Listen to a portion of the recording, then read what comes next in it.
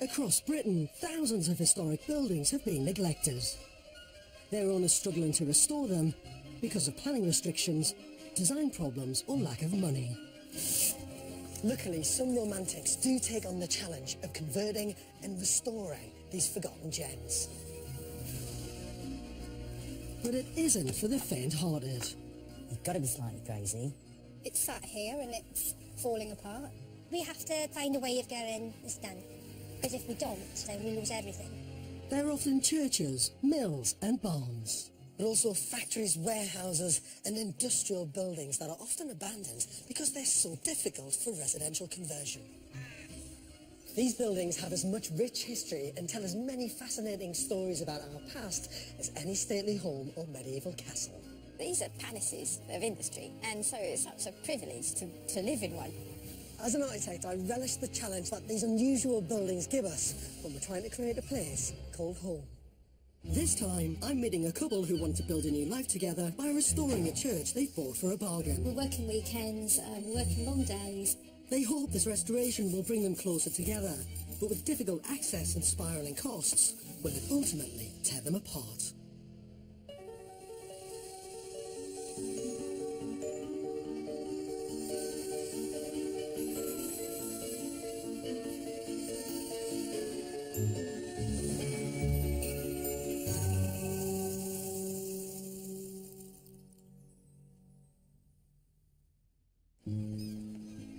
Nestled on the coast of Devon is one of England's most celebrated and scenic fishing towns. Brixham was once a thriving boat-building community with a fleet of trawlers that revolutionised the fishing industry in the 19th century. The fishing fleet remains, as do the quaint, colourful houses, and hidden amongst them sits St Peter's Church. Built specially for the Brixham fishing community in 1874, it was deconsecrated 100 years later. With property prices high in this picture postcard town, Neil Worrell and Jackie Robinson have bought half the church for a cut-down price of £100,000.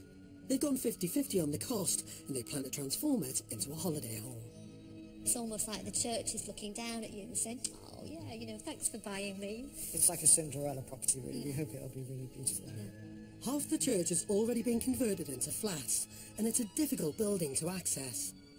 In the last 20 years since the church was closed, it's had two previous owners. The last owner failed to convert it into a living space.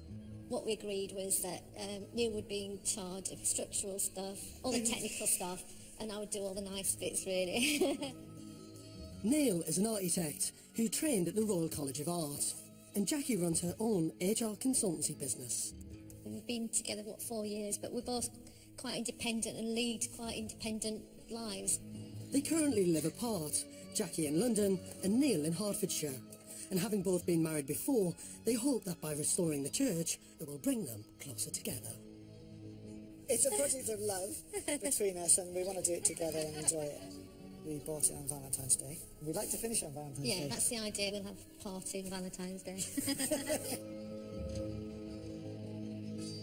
I've come to help and advise them as they begin their restoration journey. Good morning. Hello, George. How are you? Lovely to meet you. Good, You well? Nice to meet you. So this is it? Yes, our church. It's not what I expected at all. No. When someone says you're going to see a church, you think it's going to be some kind of big, grand, prominent building. No. But actually, it's this tiny Tiny, little I thing know. tucked away in the hillside. Cute, isn't it? Really cute. Yeah. From the outside, Yeah, I you can know, see well little done. cracks here and there. The Yeah. coping stones are going, the guttering's all Yeah. shot. The slate tiles are not bad. I knew there was a lot of work involved in it, but with a bit of persuasion, we sort of thought, yeah, we do love it, and we'll go for it. She's lovely, though, isn't she? She's brilliant. Yeah. Absolutely fantastic. Should we go inside and have a look? As half the church has already been converted, what's left is by far the most challenging part to restore. This includes the chancel, where the choir would have sat, and half the nave, which currently forms the basement. Access is on the side of the building, leaving a total space of 2,000 square feet. This is the... This is a It is very big inside, yeah, isn't it? Yeah, it's really deceptive, isn't it? Yes, yeah, I'm no, welcome. steady, You're okay. careful. To the previous owners, this unusual combination of chancel and nave has so far proved impossible to convert. But with Neil's architectural expertise and Jackie's heart set on the project, they think they can succeed where others have failed. It's beautiful. I mean, you've got the fantastic roof panelling, which is really elegant, and all these lovely details with the stone arches and the cornicing. It's really beautiful, actually. The church is Gothic Revival, a style that swept across Britain during the Victorian era. It harked back to our God-fearing medieval past. New architectural movements brought differing styles over the centuries, but with the Church of England keen to reassert its authority against other faiths, churches were once again embellished with more austere Gothic features. St. Peter's is no exception, although more modestly, with its pointed windows, decorative buttresses and stone arches. But sadly, because of its difficult location and troublesome layout, it's been left to rot. The sea air and rain has seeped into the building. A lot of damp, though. A lot of damp. Yeah. You can always tell when you walk into a building when there's kind of moisture in the air. It kind of hits the back of But the we're front. lucky to have a roof vent and some other vents, and there is some air circulation. But I love the optimism at the beginning of this project. I love it. It's not too bad, is it? Look, I'm just looking over here. Look, I can see daylight through there. This is what I call cottage cheese, right? This is when timber... There you go. Look at that. Wow. That would have been solid oak. at Neil's one never point. shown me that before. Have you been hiding that? There's a good reason for that. Yeah. Upstairs, the church is full of transcending light, but down below in the basement, it's a different story altogether. Because of the positioning of the church and the steepness of the hill, half of it is underground, with no natural light. That just doesn't feel like a church. well, we at sometimes all. call this the crypt, George, but actually this is actually half of the body of the church. How do you get natural light in? Well, before we bought it, we put in a planning application and we got permission for a couple of Two big skylights, roof lights. I mean, that is the biggest challenge, Correct. obviously. Yeah. Is how do you get natural light into these very dark subterranean spaces? So, just how are they going about designing the subterranean dungeon? Okay, Neil. Design. Neil's vision for the church has 3 separate elements. He wants to convert the basement into 3 bedrooms and a master bedroom, all with en-suites. There's also a guest lounge, divided by a slim diagonal corridor. Above the master bedroom will be the main living area and kitchen, and above this, a new mezzanine level and the vaulted ceiling. This is our Sky Lounge. Yeah. We're putting in Sky Lounge. 2 Sky different... Lounge. I don't know, these architects. I don't know what the hell it's going to look like, but it sounds great. Neil has decided to try and harness the main source of light from the church windows by creating a void with an open balcony looking down into the basement, which just happens to be their bedroom. It's a great way of getting light downstairs, but I'm worried about privacy.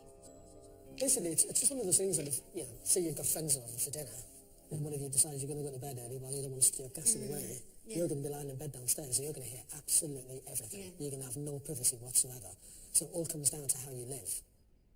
I can see why Neil wants to bring natural light into the basement, because it needs it. But there is another way of solving the problem.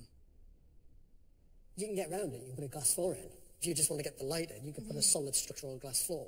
People can still walk over the top of it. You'll still get all the natural light in, and you maintain your levels of privacy. I think what we have been very mindful about as well is that generally glass is expensive, isn't it? This is the architectural wonder of this building. This is the space to celebrate and love. So if that's where you need to spend a bit more money, Then you've got to spend it. you've got to spend it. Another issue I'm worried about downstairs is their use of a slim diagonal corridor that cuts through the rooms. But I've got an idea about how this can be changed to create more light and the illusion of more space. You've got the potential to put another bedroom there. Natural light in from the side. Yep. And then you do a bigger bedroom back here. And then what you're doing is you're losing your corridor. It's a big step. You're losing this cramped corridor. And the playroom, if you like, the kids' hangout area, That's where the roof light is that with all the roof light over it. Taking me 10 months to work out the plans with Jackie to us, and we've just improved them. I've just read them. That's a very magnanimous thing to say, darling. As an architect, it's great that Neil is open to my suggestions to his design. But they face 2 major challenges. Neil and Jackie are managing the build remotely, and their budget is only £100,000. For an ambitious project like this, I don't think it's enough.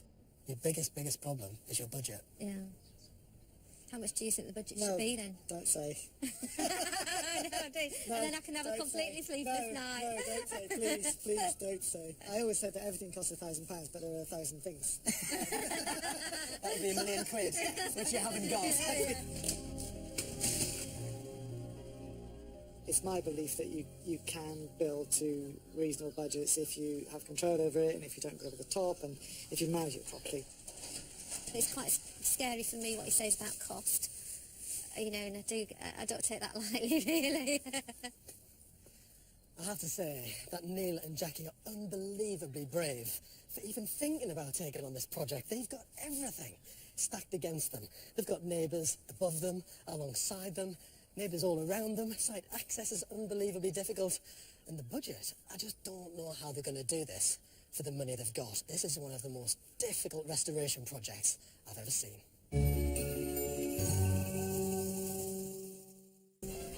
Neil and Jackie have been together for 4 years, and now they've decided to take on a challenging restoration project in Devon in the hope that it will cement their relationship.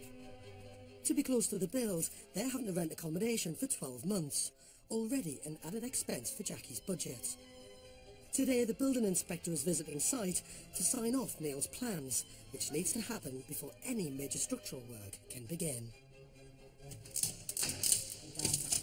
We looked at the roof. They've taken away the ceilings. A lot of the valley gutters are rotten, and those will obviously need to be repaired, replaced. All these types of hidden problems can be exposed once the build starts properly. Further checks on the roof confirm their worst fears about the damp. It will affect the budget, yeah, because we'll obviously have to, potentially replace the whole roof rather than just reslate it. We'll have to do the whole roof afresh. But with the green light from building control, architect Neil is excited to get going and is never short of new ideas. Maybe you could have 3 columns at the end of the bed. Build them into the bed. What kind of colours? I don't know, frame it with oak or something. And have some curtains or something. Oh, no, I don't want that. They can also start sandblasting the 100-year-old plaster, which will expose the original Gothic features. And they've even started erecting the internal steel frames. 2 months later, and with the build in full flow, I'm keen to find out how Neil and Jackie have been getting on. Morning. Anybody home? Or nearly home. It's not quite home yet, is it? There you are. How are you? Very good. So steel frames all in. The little decks, your little mezzanine floor decks are in. Even all the sandblasting done as well. Look at that. Yeah. That looks really smart and clean on all the stonework, doesn't it? Really pleased with how that's come up, yeah. So how much have you actually been here in terms of time? Well, we've just had a 2-week stint here, and we've been coordinating the sort of final strip-out stage and the next phase of the works, really. So we've been, on and off. Are you starting to feel a little bit stretched? No. I think so far we're keeping up with it. Actually, I have to admit, and I think I keep on saying to Jackie it's going to get easier. And how's the project management coming along? She's doing very well. She's organising me very well. I'm particularly interested to see the basement and whether or not they've taken my advice on losing the diagonal corridor we discussed in my first visit. Oh my word. What an amazing change. That's incredible. You've broken all this out. So this is going to be the new position for the bedrooms because we flipped it, haven't we? Completely flipped it round. Yeah. You've got your little window starting to break through there. Yeah. Is that a little inscription up there? This is the old church window into the nave, George, which is where we're standing now. And we found this memorial plaque. It says, "And in affectionate remembrance of Charles Robinson, Vicar of St John's, Torquay, to whose priestly love for the toilers of the sea this chapel mainly owes its existence, and whose sympathy and prayers greatly helped to carry the gospel message to the fishermen at Brixham."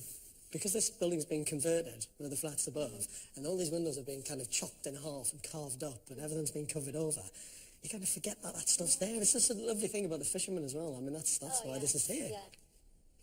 Neil's also taken on board my other idea to fit a glass floor in the main living room, letting even more light downstairs, but giving the master bedroom the privacy it needs.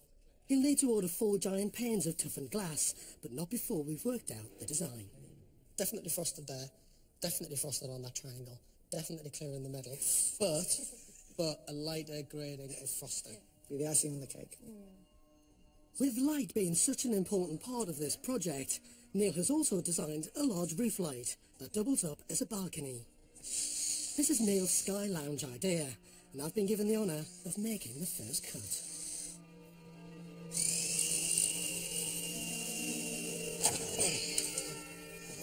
Whoa! Let there be light. And there was. Easy does it.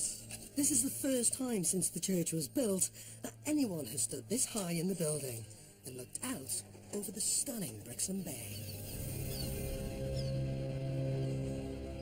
Ahoy there! Look at that! You can see for miles! That is fantastic! Good. Do you know, I actually feel really honoured and privileged.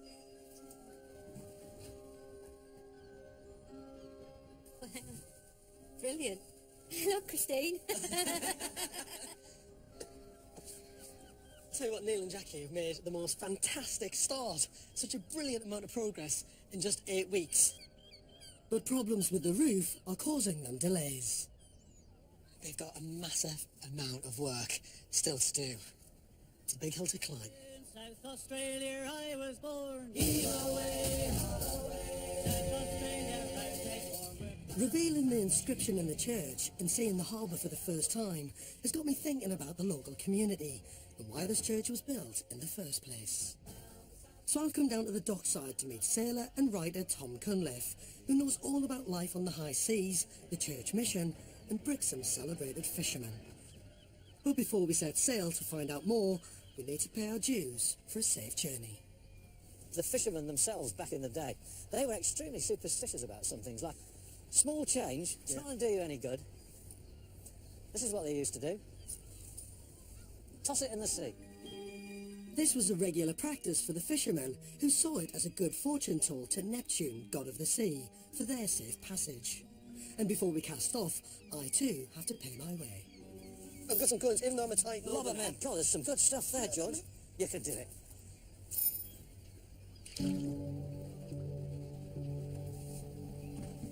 We set sail on Pilgrim, an original Brixham trawler, built in 1895 when there were 300 of these ships, employing more than 1,600 seamen and landing an average of 150 tons of fish a week. They perfected a new method of fishing, with no other vessels capable of towing the heavy trawl nets in all conditions, and like today, it's one of the most dangerous jobs in the world. So why did these men need a church, and how did St. Peter's come to be? People were being killed. Boats were not coming back. Every year there would be a boat or two that would not come back. Families would be orphaned. If you don't earn, you don't get paid. There was no social security. The widows and the orphans had to be looked after. They were born expecting nothing else. They were on their own, on the wide waters under God. It wasn't surprising these were God-fearing men. As Tom can testify, the ocean can be a deadly and horrific place. I can remember at one time, just literally, lying at the bottom of the companionway steps in a serious storm in the North Atlantic with 40-foot waves breaking over the boat, and thinking to myself, I remembered the Manx Fisherman's Hymn, which ends in 2 lines. It says, "Send us thy help, remember Galilee." And I found myself repeating that. I don't know if I believe or not, but out there, it's like at war, isn't it? They say there are no atheists in a storm at sea or on the battlefield. Believing in something on a higher plane gave the fishermen a sense of security. But it was one fateful night in 1866 that sowed the seeds for the birth of our little church.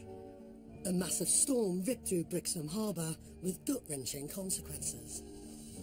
When the gale finally came, that everybody knew must come someday, it absolutely hammered the place. There's an account, actually, on the next page here, George. From what we can learn, Yeah. it is considered by Seamen's Missionary that 150 persons and upwards perished during that gale. That's frightening, isn't it? It's massive, isn't it? It's a huge 150 number of people people. from one little community. In that tiny area, really. Yeah. And it says here, the Brixham and look what they fishwives did a noble act. In the height of the gale, when the cries of drowning men were mingled with the howling of the wind, they brought out their mattresses and bedding and made a fire on the quay to indicate to shipwrecked sailors the entrance to the harbour. Although hundreds of lives had been lost, fishing was now Brixham's wealthiest export. The community was keen to support the fishermen, and in 1874 they raised £300 to build a simple church. St Peter's was an economical, functional building, hastily erected to provide much-needed spiritual and pastoral care to Brixham's brave fishermen. It's just incredible actually understanding that tragic story and the history behind Brixham and fishing really just means that our humble little tiny church up on the hill meant so much to everybody.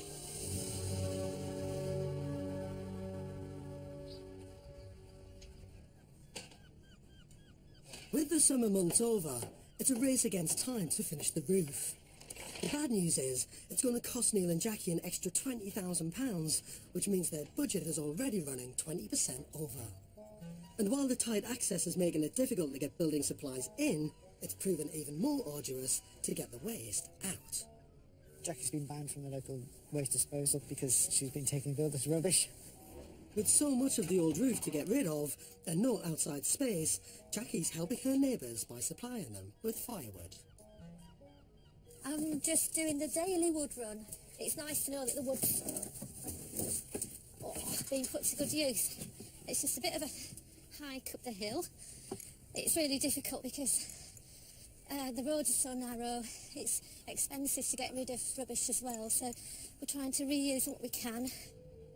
Progress is slow, as this church refuses to surrender to Neil and Jackie's will. Costs on renting accommodation are spiralling, as they need to spend more time on the build.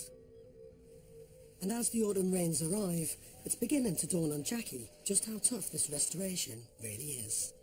I do a hard day on site and then I go and do the washing and all the domestic bits as well. We're working weekends, we're working long days. It is without its challenges for sure. The roof was delayed because of the planning, and that meant we couldn't start until September. We're now into October, and the wet weather's come and hit us with a vengeance. We've had trouble keeping the water out this week. We've had Devon downpours. Jackie's stormed back to London. She's a bit upset. Having spent the whole summer and autumn working at full throttle, things are now taking their toll. Away from Brixham, Jackie's able to take a more objective view on the whole project. I thought, the best thing for me to do was just to come back to London.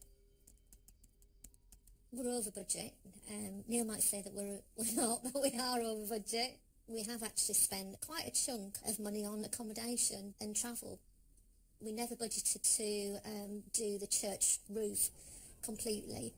Just the sheer volume of things that need to be done. You realise that kind of physically your mind is willing, but your kind of body gets a bit tired sometimes. This restoration was meant to bring Neil and Jackie closer together, but now it's in danger of pulling them apart. They're still only halfway through the build, and now £20,000 over budget, with serious concerns about how they're going to finish the project. But Neil is forging on with the structural work, in the hope that his belief in the church will bring Jackie back on site.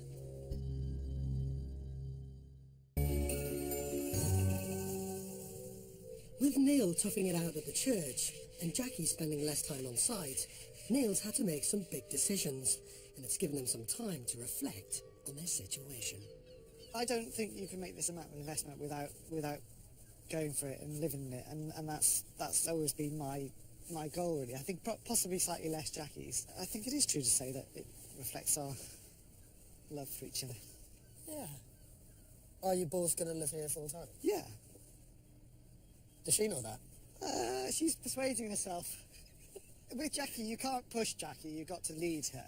Has it been quite hard work along the way? Because most people would say that doing a building project is the worst thing you could do to build a relationship. Nicole, with the wet, with all the stresses of me trying to sort of design it and Jackie trying to organise it, there are major complexities there. I think it can push you to the limit, actually, and you've only got to go a bit further, and you can literally be over the edge.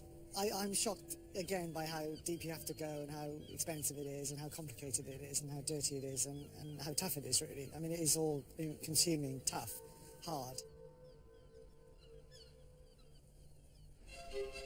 To lift their spirits, I thought I'd take them to a place which would offer some inspiration. Castle Cock is a glittering 19th century Gothic revival castle in Wales, and it's got some fantastic features that would help Neil and Jackie decorate their own Gothic church on an overstretched budget. It used to obviously be a kind of medieval castle, a ruin, left and abandoned for years and years. And then in 1875, the third Marquess of Bute, who was one of the richest men in the world at the time, commissioned William Burgess, who was really one of the pioneers of Gothic revival architecture. I thought I would show you the drawing room first, more than anything. Blimey.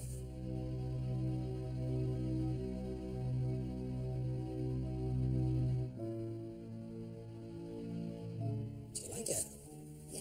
It's stunning. It's absolutely stunning. Yeah, the roof's beautiful, isn't it? Yeah, I love these galleries and the paintings and the ceiling. When you get up to this level and you look at the detail, you actually realise that all the trickery works. This is all just stencil effect. This is very, very basic stuff. You look at the butterflies over there, you look at that little flower motif, it's all stenciled. Dum, dum, dum. Very quick, very easy, very cheap. It's just paint.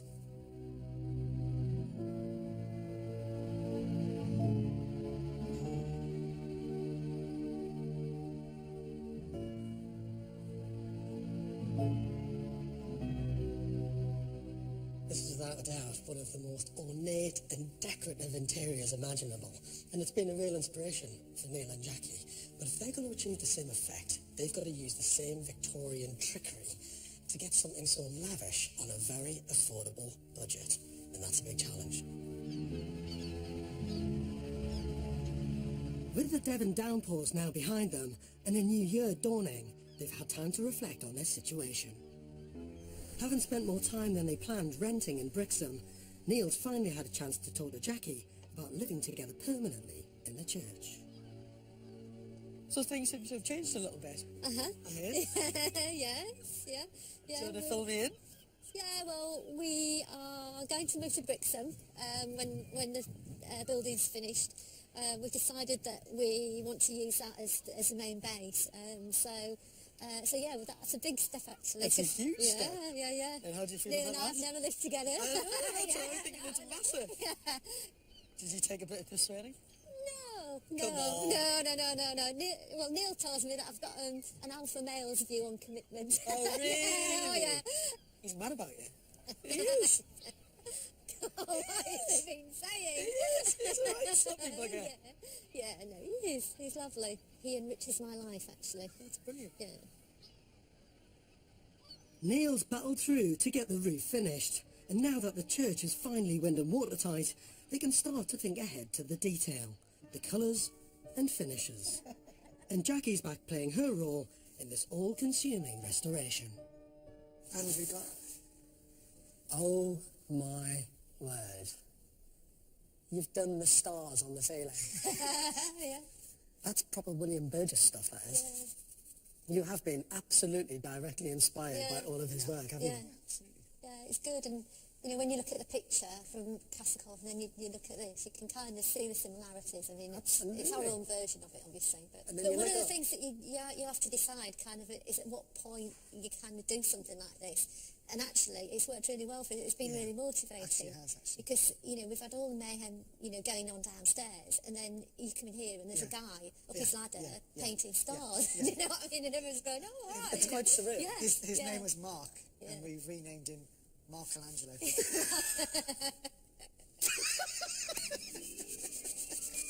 You need to get out more. Ingenious as always, Neil has come up with a way to imprint the stars, his own take on William Burgess' design. We couldn't find any stars that we liked, so we made some. You actually made Yeah, it. we made them. We designed them and we had them cut out, George. And now I've got a chance to make my own mark on this restoration. Can I do some? Please. Yes. So what you do is you put literally the smallest amount of paint on, and just dab. That's it. Stronger dabs. That's it. Ta-da! Star of George. The Star of George. The George Star. You can't get more egotistical than that, can you? Could you just do another 100 or so?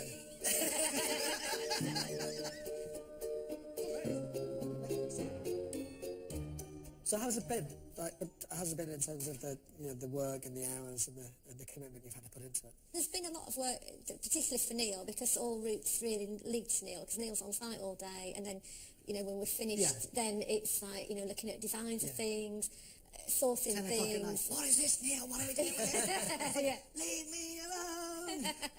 It's pretty relentless, though, isn't it? It is. I mean, it It's is a full on, marathon. yeah. It is full on. We're really enjoying it, but it probably is more stressful than we realise, actually. Yeah. It's the first thing we talk about in the morning, and the last thing probably at night. So a real passion and love for the building, actually. Yeah, because it has got such a rich history that you just feel that you want to do it for all the people before you, really.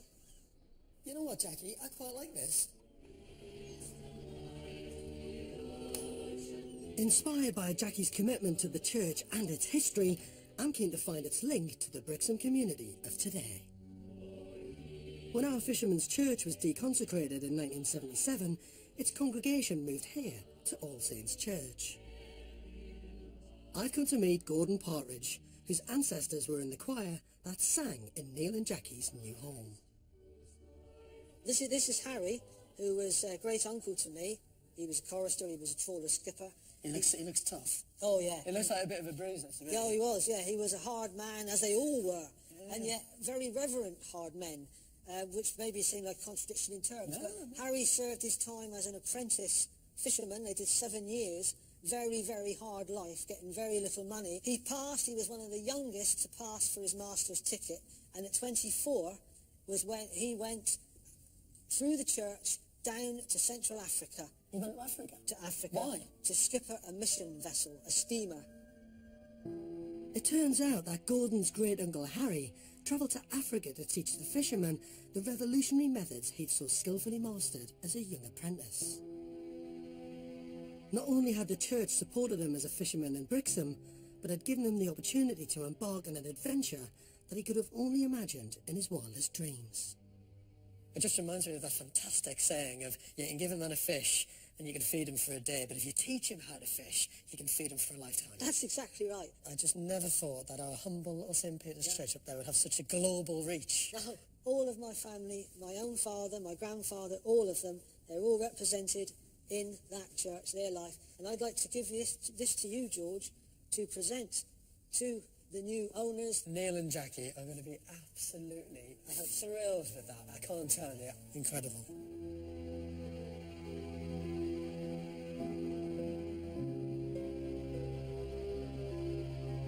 With Neil and Jackie now fully committed to living in the church permanently when it's finished, it's a massive day for the Bells.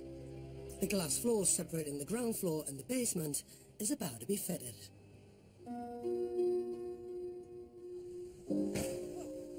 To get to this point, Neil has commissioned with pinpoint precision 4 giant panels of glass that will be fitted perfectly into the void.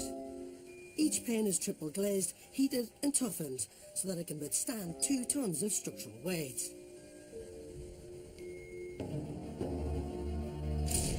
Once the glass has been laminated together, it's then vacuum packed and reheated again.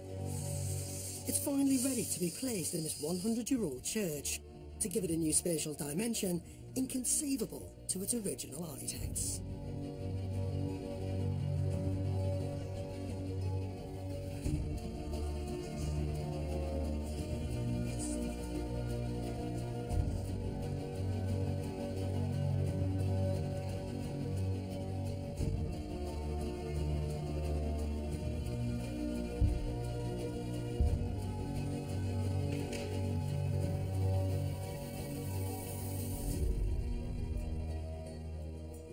Come on, Jackie. Come on, Jacqueline. Take the scary step. Go on.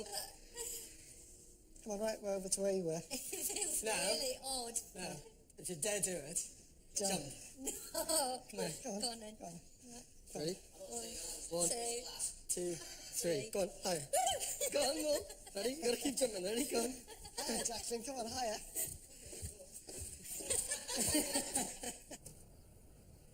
So far all the work done in this build is looking absolutely beautiful. But Neil and Jackie have set themselves as 45 days to get it completely finished. And when you look at it, they've got skirting boards to do, electrics to finish, plumbing to do, tiling, decorating, you name it. they have set themselves a massive challenge.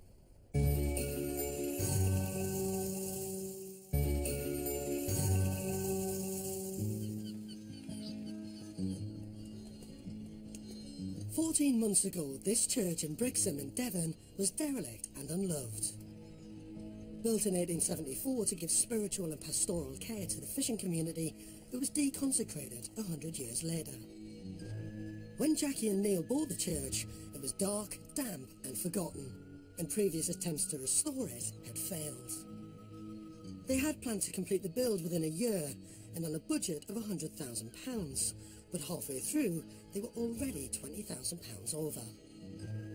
4 months over schedule, the church finally has its new roof and a new name.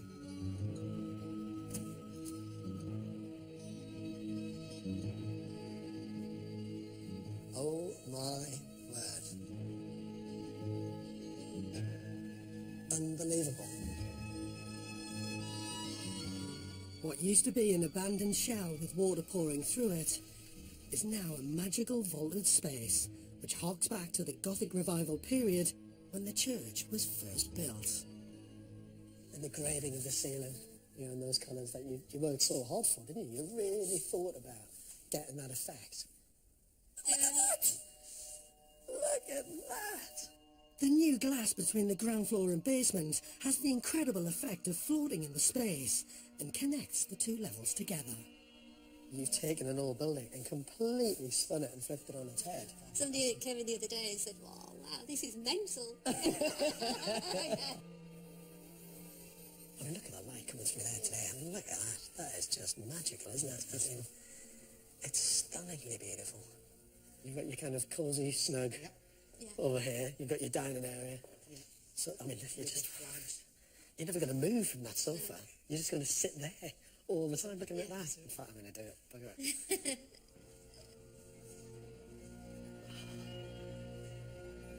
Doesn't get any better than that. What used to be a decorative arch has been knocked through to create a new kitchen, divided by another glass floor, hinting at the space below. That nervousness of where you've got to step off a solid floor across a clear piece of glass to then go up on the This is tiles. harder, I think, than the other glass floor actually to stand on. But I genuinely had absolutely no idea what the space was going to look like. And actually, you look now, the tiles are amazing. I mean, you still have a view, nice view. And then you cheeky little view, look at that. That's not a bad place to stand there and do the dishes, is it? And downstairs is I'm getting a glimpse of it from here, Downstairs actually. is as special, actually.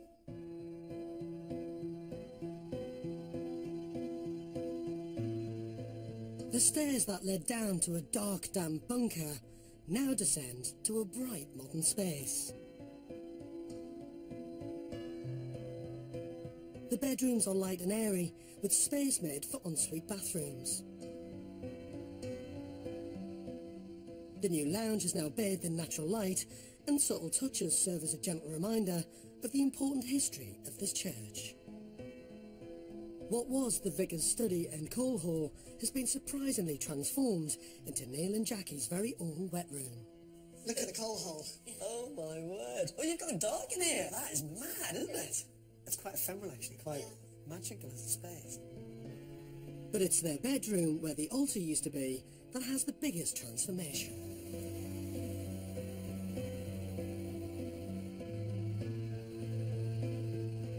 The light is unbelievable. I mean, as the sunlight is just changing through that window above, it completely changes the atmosphere in the space. It's incredible. Look at that. I mean, that is unbelievable. By doing this, it's just an architectural wonder. From the basement up to the ceiling was originally one single space. Placing modern state-of-the-art glass in the new floor is a powerful and brave decision. When you stood on it, you actually get a reflection from the windows. But that's all about your Gothic church architecture. You're looking up to the heavens. That's why these buildings were in the form they were. And you're sitting here now and you just think, I am looking up to the heavens. And as you look up, you see their heavenly sky lounge sitting in the apex of St. Peter's Church. It's features like this which really showed Jackie and Neil's commitment to the restoration. So what is the total figure, the total spend, roughly? I think roughly the glass and the roof and the windows probably added about 50,000. So you've spent about 170,000 170, 175, yeah. in total. In terms of that overspend, I'm assuming you didn't just have that money lying around. I mean, it's... No, I mean, I'm didn't, trying to get a feel for how much of a commitment you've really made to it, really. Yeah, massive commitment, you know. Yeah, seriously, absolutely. That's my life savings gone. Really? Yeah. Everything? Yeah. That's a massive step, isn't it? That's a massive investment. For Neil and Jackie, their passion and belief in restoring this forgotten church has had a profound effect on them. I challenge anybody to do something like this without it actually really kind of, you know, impacting all aspects of your life, really. Surpassed our dreams, I think. Really. Oh, he's getting emotional. I am. Thank you, George. let's have a Thank you, tea George. book. Thank you, George. It's good. It's brilliant. This building has in the past been a beacon of spiritual comfort and hope to the Brixham fishermen and their families. Neil and Jackie's willingness to finish this restoration against all the odds makes sure this church now has a place in the heart of the Brixham community once again. Thank you so much for coming. It's brilliant. Welcome to Fisherman's Church. What do you think? Sounds like it's quite good. You sound like a bunch of pirates. We're all here really to celebrate all the fantastic work that you guys have put in together with all your team and everyone else, the builders and plasterers and everyone over the last, year and a half? What's it been like? Honestly? Fantastic. Fisherman's Church tells us just how important the restoration of our old derelict buildings are. Because of Neil and Jackie's drive and commitment to the church, hopefully its legacy will never be forgotten. I've got a couple of presents for you. The first one, the whole history of the church, why it was built, who built it, who used it, and then really document your legacy, the chapter that you've made in bringing this building back to life. All for you. Thank you so much. Thank you. And I've got another tiny little present for you, just a little one. Now, this picture is unbelievably important. All of this group here, all of them, were fishermen. And I think to have this photograph hanging somewhere in the church that show all the characters that stood in this building and sang as part of the That's choir lovely, isn't it? is a really lovely thing to have. So there's a little That's present. beautiful. Church, thank Oh, you. thank you.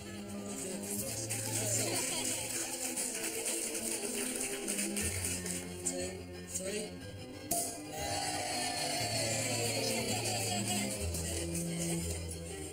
A huge big toast to Neil and Jackie. To Neil and Jackie. Fantastic restoration project, well done. When this church was first built, its main purpose was to bring the local fishing community together, to make relationships stronger. And it seems to me that nearly 140 years later, this building has done exactly the same for Neil and Jackie. This started out as a very straightforward refurbishment project, but it's grown into something far more powerful. This has been a true restoration labour of love, and a place for Neil and Jackie to spend the rest of their lives together.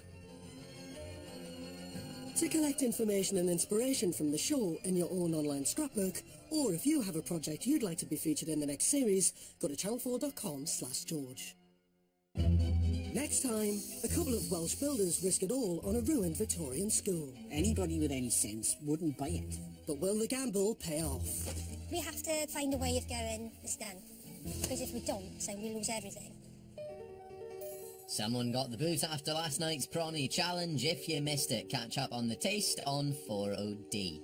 Coming up, trying to figure out the injuries when a patient's been drinking. Not the easiest of jobs. 24 hours in A&E is in just over a minute.